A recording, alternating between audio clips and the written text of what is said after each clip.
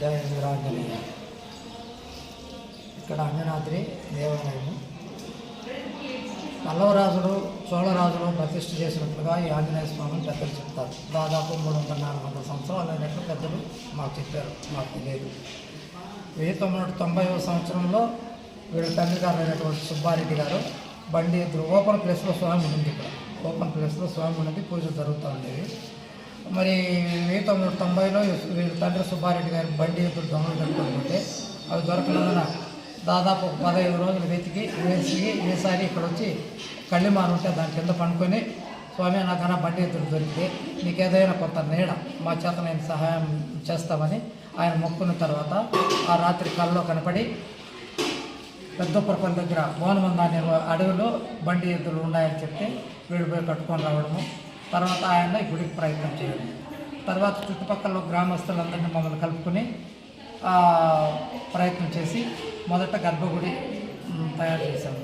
తర్వాత చుట్టుపక్కల గ్రామస్తులందరూ కలిసి ఒక్కొక్కనాటికి కొంత అభివృద్ధి చేస్తూ వచ్చాము.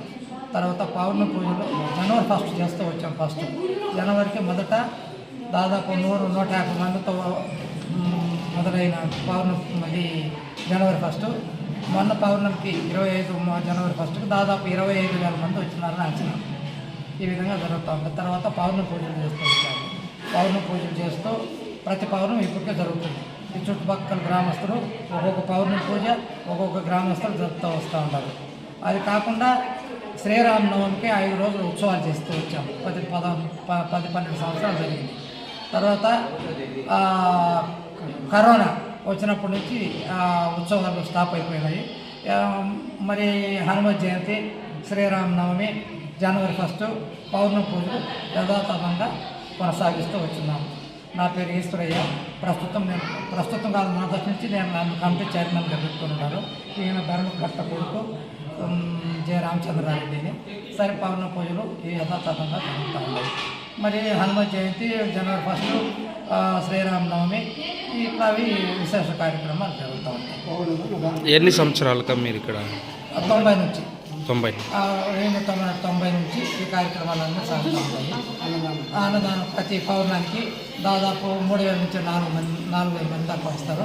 ఇంతమందికి అన్నదానము, పగలంతా పూజలు, నైట్ ఏదైనా ప్రోగ్రాం, హరికథ కావచ్చు, రాంపూట్ కావచ్చు, భజనలు కావచ్చు, డ్రామాలు కావచ్చు, ఏదైనా ప్రోగ్రాము, ఇవన్నీ యథాతథంగా జరుగుతుంది. మాది మురం గ్రామము.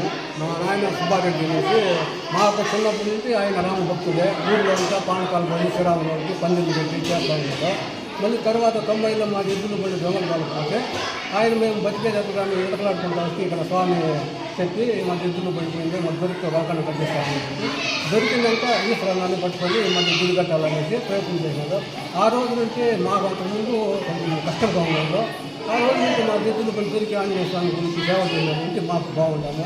మా సంసారం, మా పిల్లలు, 4 అన్నదమ్ములు బాగున్నాము. ప్రతి పౌర్ణానికి వచ్చి కష్టపడుతూ ఉన్నాము.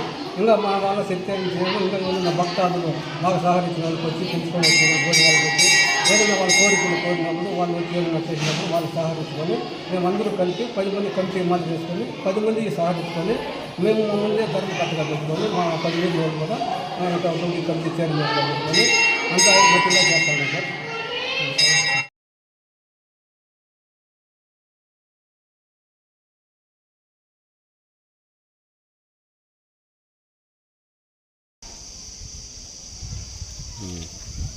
దాంట్లో దీంట్లో